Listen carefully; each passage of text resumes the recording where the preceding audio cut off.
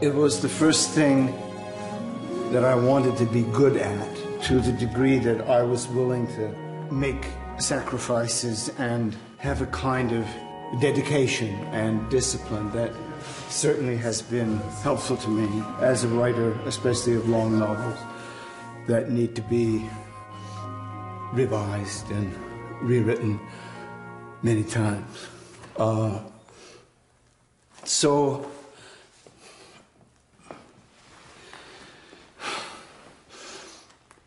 the idea that repetition, doing some small thing over and over again, is not boring, but is essential at becoming good at anything, any craft, any sport. I learned first from wrestling before I saw myself seriously as wanting to be a writer. The idea that the process of writing is a lot like the practicing of a sport. No one sees you do it, no one is clapping. There's no win, there's no lose. It's just repetition. It's just a kind of drilling. And it's where you will spend most of your life as an artist or as an athlete.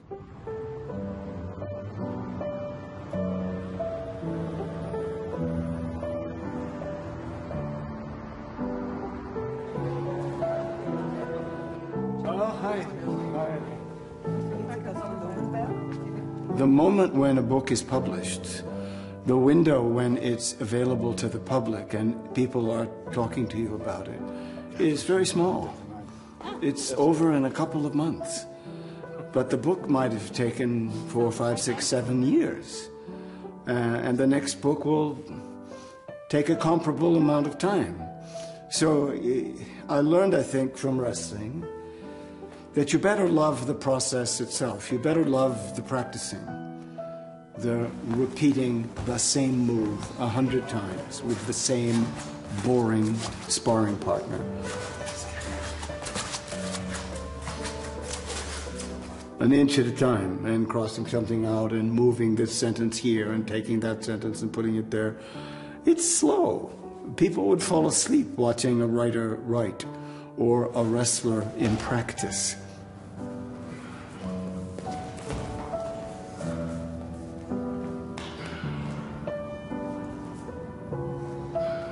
It was very important for me to learn those things, to begin something which I did at age 14 and took seriously as a competitor until I was 34.